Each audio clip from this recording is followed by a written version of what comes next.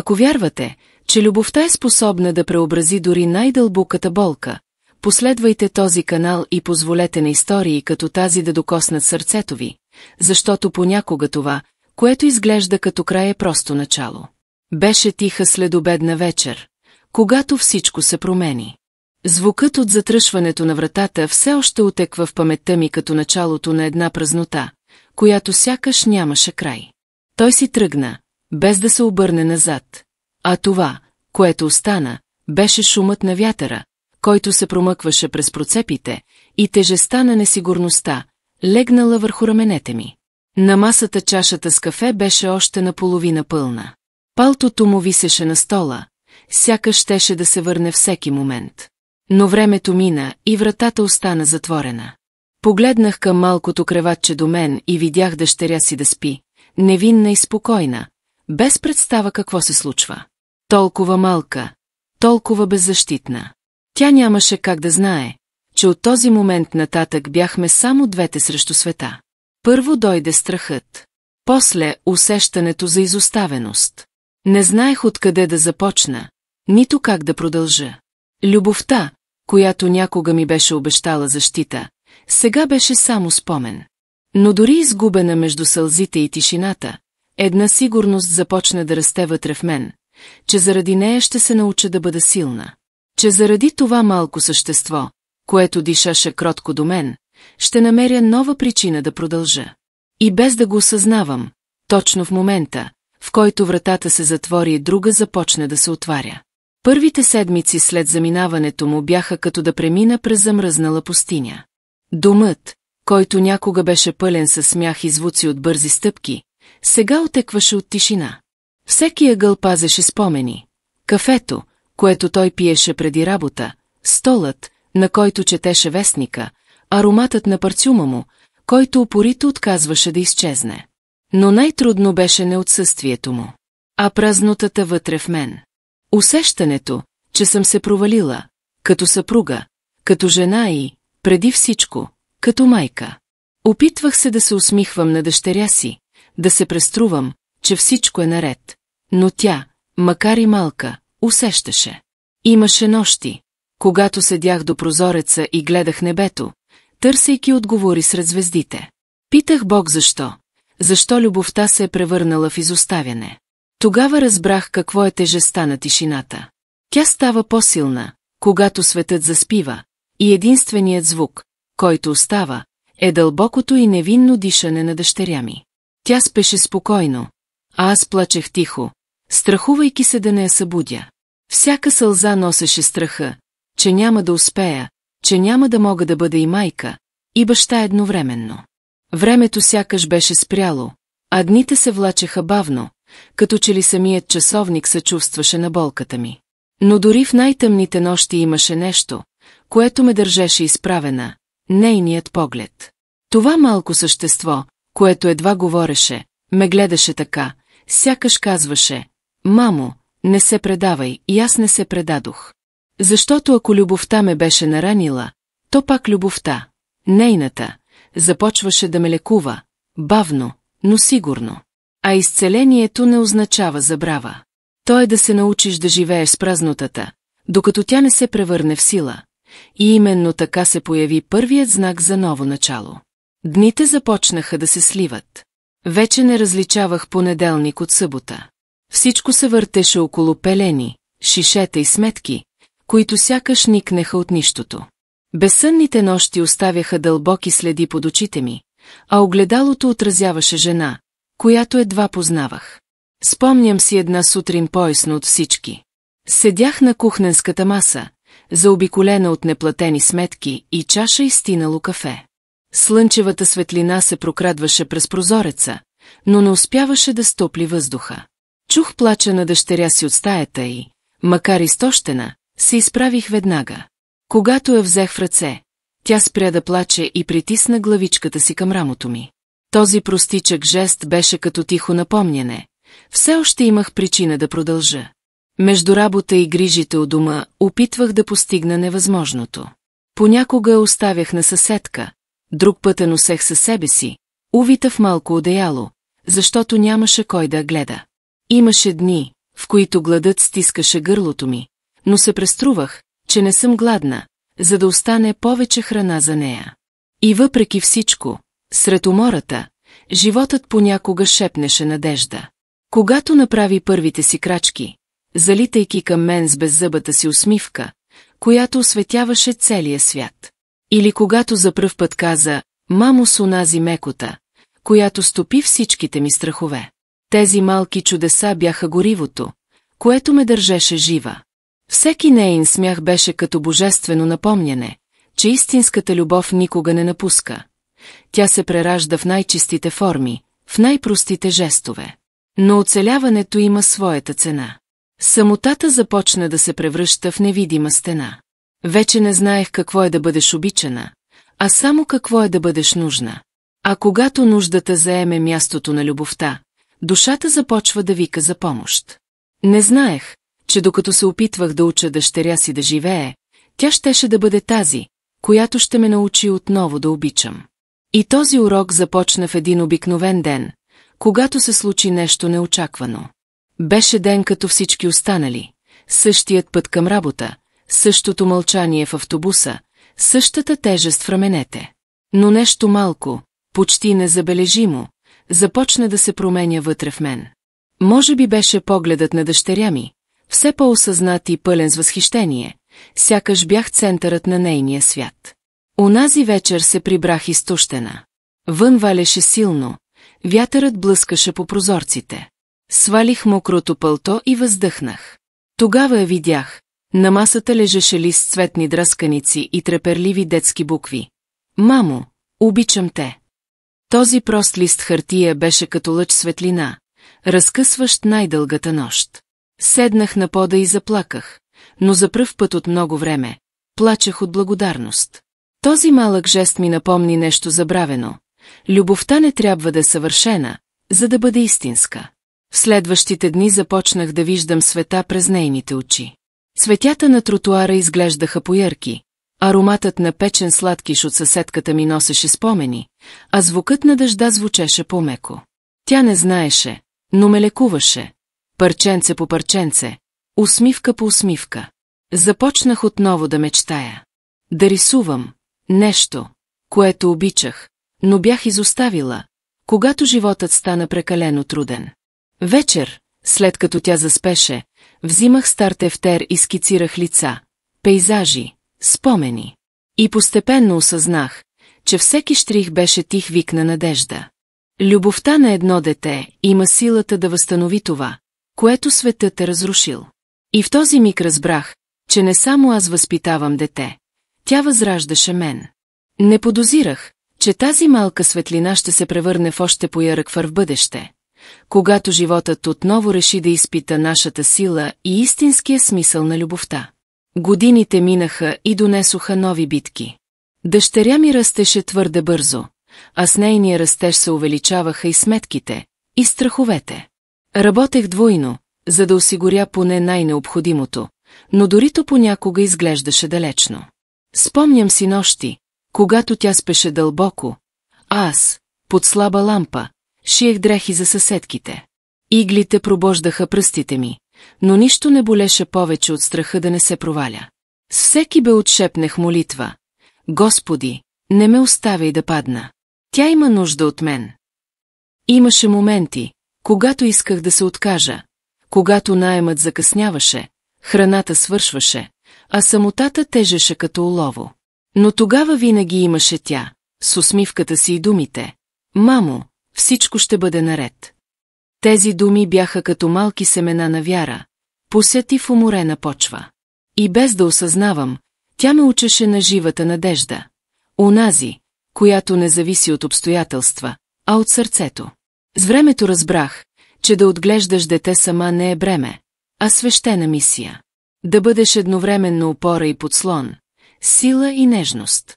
Да бъдеш пристан, където някой учи какво е истинска любов. Но не всичко беше лесно. Когато стана тинейджърка, светът започна да я вика със своите изкушения. Разговорите ни станаха пократки, прегръдките – поредки. Усещах дистанцията между нас и се страхувах, не да я изгубя физически, а емоционално. Имаше спорове, сълзи, дълги мълчания. Опитвах да я разбера, но тя трябваше сама да открие света. И може би така трябваше да бъде, защото любовта понякога означава и да пуснеш, дори когато сърцето крещи да задържи. Не знаех, че съдбата подготвя нещо още по-голямо. Нещо, което щеше да дойде години по-късно, когато вече нямах сили, и именно тя, момичето, което някога спасих, щеше да бъде тази, която ще ме спаси обратно. Времето отмина като дъх. Дъщеря ми порасна, завърши и замина да работи в друг град. Къщата отново се потопи в тишина, същата тишина, която ме бе съпътствала, когато баща й си тръгна, но този път с различен вкус. Вкусът на изпълнен дълг. Бях направила всичко, което можех. През първите месеци се опитвах да свикна със самотата. Научих се да готвя само за един човек, да заспивам без да чувам стъпки по коридора, да разговарям с цветята в двора. Понякога тя звънеше, бърза, между едно задължение и друго. Добре ли си, мамо? Ще ти се обадя по-късно, става ли? И аз винаги отговарях с една и съща тиха усмивка, дори когато сърцето ми се свиваше. Но в мълчание се молех за нея всяка вечер. Молех Бог да я пази, да я осветлява, да не позволи светът да втвърди онова нежно сърце, което ме бе научило толкова много. И тогава, един ден, телефонът звънна. Гласът извучеше различно, треперлив. Мамо, мога ли да се върна у дома за малко? Сърцето ми заби лудо. Не попитах защо, просто казах. Разбира се, мила моя. Този дом винаги ще бъде твой. Когато тя пристигна, видях нещо в погледа й. Имаше умора, но и празнота, която познавах добре. През първите дни спеше много и говореше малко. После, в един студен следобед, докато пиехме кафе на верандата, тя се разплака. Разказа ми, че е била предадена, че се чувства изгубена, без посока. Прегърнах я и казах само, сега е мой ред да те спася. В онзи миг сякаш времето се обърна. Приеха така, както някога тя ме бе приела, когато беше само бебе, което утешаваше болката ми с едно докосване. Сега тя имаше нужда от любов, аз можех да я дам без страх. През следващите дни готвехме заедно, смеехме се, плакахме, спомняхме си. И там, между разговорите, осъзнах, животът е кръговрат. Любовта, която даваш, се връща. Винаги се връща. Но съдбата пазеше още една последна изненада. Нещо, което щеше да покаже, че истинската любов цъфти дори върху най-сухата земя. Една сутрин, докато метях двора, чух пляскане по портата. Звукът беше познат, но далечен, като спомен, който ме вика по име.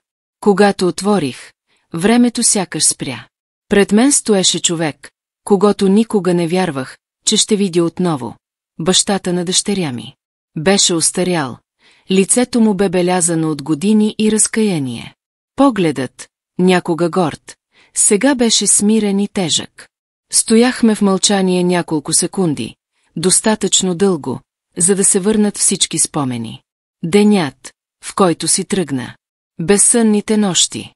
Счупените обещания. Всичко. Мога ли да вляза? Попита тихо. Колебах се. Но тогава, от прозореца, дъщеря ми се появи. Погледна го, без да каже нищо, и в очите й имаше нещо, което никога не очаквах – състрадание. Седнахме на масата. Тримата. Тишината този път не беше от болка, а от примирение. Той разказа, че животът го е наказал, че никога не е намерил мир, след като ни е изоставил. Каза, че е трябвало да загуби всичко, за да разбере стойността на това, което е имал. Слушах го спокойно. Не защото още го обичах, а защото вече бях научила какво е прошка. Прошката не е подарък за онзи, който е сбъркал, тя е освобождение за онзи, който е страдал. Дъщеря ми, с мъдростта, която времето й бе дало, хвана ръката ми и каза: „Мамо, мисля, че това, от което той най-много има нужда сега, е мир. А ние можем да му го дадем.“ В този момент разбрах колко много е пораснала. Не само на години, а и по душа. Тя бе станала жената, която винаги съм мечтала да бъде. Силна, състрадателна и способна да вижда доброто дори в онзи, който някога ни е наранил. Срещата не изтри миналото, но превърна болката в урок. Понякога животът ни връща това, което е отнел, не за да го преживеем отново, а за да затворим кръг с мъдрост. И в това затваряне се роди ново начало, шанс за ново събуждане, не с него, а с самата мен. След онзи ден почувствах, че нещо вътре в мен най-после се освободи. Миналото, което толкова години беше отворена рана, сега беше само белег, видим, но без болка. Вече не носех вина, нито гняв, нито самота. За първи път от десетилетия сърцето ми беше леко. Дъщеря ми, поблизка от всякога, започна да ме насърчава да се върна към нещата, които бях оставила. Мамо, защо не започнеш пак да рисуваш? Онези картини, които правеше, бяха прекрасни. В началото се засмях. Мислех, че е твърде късно да започвам наново. Но тя настоя. Донесе ми нови бои и статив. Нарисувай нещо само за себе си, каза тя с усмивка. И така направих. Същия следобед седнах пред празното платно. В началото четката трепереше. Но постепенно всяка боя започна да превежда частица от душата ми. Нарисувах полето, където живеехме, златния залез и две силуетни фигури, хванати за ръка, майка и дъщеря, вървящи една до друга. Когато завърших, разбрах, че тази картина беше не просто изкуство. Това беше моята история, превърната в красота. Всичко, което някога ме бе наранило, сега се превръщаше в вдъхновение. Постепенно се появиха и други картини. Цветя, които цъфтят в пустинята, отворени прозорци след буря, портрети на дъщеря ми, усмихната. Хората започнаха да забелязват и, без да очаквам, започнах да продавам някой от тях. Приходите бяха малки, но значението беше огромно. Отново бях жива. Дъщеря ми ме погледна със сълзи в очите и каза: ти ме научи да бъда силна, мамо. Но ти беше тази, която ми показа какво е да се преродиш. Тези думи ме прегърнаха отвътре. Разбрах, че животът е изтъкан от кръговрати и всеки край носи в себе си началото на нещо ново. Но съдбата пазеше още една изненада. Нещо, което окончателно щеше да докаже, че истинската любов не само оцелява след болката, тя разцъфтява, дори на най-сухата земя. Няколко месеца по-късно, в една спокойна сутрин, дъщеря ми влезе в къщи с различен блясък в очите. Държеше нещо малко, завито в бяло одеялце. Погледнаха с любопитство, а тя се приближи и с разтреперан глас каза: мамо, искам да те запозная с сина си. За миг светът спря. Времето, въздухът, звуците, всичко застина. Погледнах това малко лице, толкова спокойно, и почувствах вълна от емоции, която ме обля. Ръцете ми трепереха, когато го взех в прегръдките си. Сякаш целият свят се побра в крехката топлина на това бебе. Сълзите се стичаха, без да мога да ги спра. Дъщеря ми се усмихна, също развълнувана. Казва се Габриел, каза тя. Исках да почета ангела, който винаги беше с мен. В този момент разбрах истинския смисъл на чудото. Животът, който някога ми бе отнел всичко, сега ми го връщаше, умножено. Аз, която някога плаках заради липсата на любов, сега я виждах възродена пред очите си, чиста, невинна, вечна. Следващите дни бяха изпълнени със смях, аромат на мляко и звуци от малки стъпки из къщата. Полето, някога тихо и самотно, сега дишаше живот. Слънцето сякаш светеше по-златно, вятърът беше полек, времето по-милостиво. Понякога тримата, аз, дъщеря ми и внукът ми, седяхме на верандата, гледайки хоризонта. В тези мигове просто мълчах и усещах. Усещах, че всичко си струвало, сълзите, студените нощи, жертвите. Всичко. Защото в крайна сметка любовта винаги намира път да се върне. И когато го прави, тя се връща по-силна, по-светла, по-смислена. Погледнах дъщеря си и прошепнах. Ти беше най-големият дар, който животът ми даде. А сега, чрез сина ти, той ми даде нова причина да вярвам. И тогава, между тихия плач на бебето и залеза на хоризонта, осъзнах тази история никога не е била за загуби, а за прераждания. Времето отново отмина, с нежността на онзи, който знае, че всеки ден е дар. Полето, което някога беше сцена на самота, сега цъфтеше от смях, малки стъпки и живи спомени. Гледах дъщеря си с детето в ръце и сърцето ми преливаше. Това беше като продължение на история, започнала със сълзи, но пренаписана от любовта. Една вечер, докато слънцето се криеше зад хълмовете, седях на верандата с Габриел в скута. Той си играеше с пръстите ми, а аз мислех за всичко, което животът ме бе научил. Научих, че любовта не е само това, което получаваме. Тя е преди всичко това, което продължаваме да даваме, дори когато светът не ни връща нищо. Дъщеря ми излезе с чаша кафе и седна до мен. Мълчахме известно време, гледайки небето, обагрено в оранжево. После тя каза тихо: знаеш ли, мамо, когато бях малка и те виждах как се бориш сама, не разбирах как издържаш. Сега разбирам. Била е любовта, която те е държала. Усмихнах се със сълзи в очите. И същата тази любов те накара един ден да ме спасиш. Дъще, ти беше моята сила, когато вече нямах никаква. Вятърът полъхна между нас, лек и нежен, сякаш самият живот потвърждаваше думите ни. И тогава разбрах, любовта е кръг, който никога не свършва. Тя започва жертва, разцъфтява в надежда и се предава нататък, в поколенията след нас.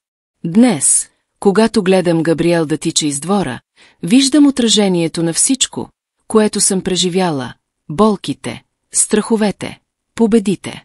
Той е живото доказателство, че истинската любов никога не умира. Тя просто променя форма, умножава се, обновява се. И ако има нещо, което искам да оставя като послание, то е просто: никога не подценявайте силата на любовта. Тя лекува това, което времето не може, възстановява това, което съдбата е счупила, и дава смисъл на онова, което изглежда изгубено. Защото, в края на краищата, всичко се връща там, откъдето е започнало, в любовта.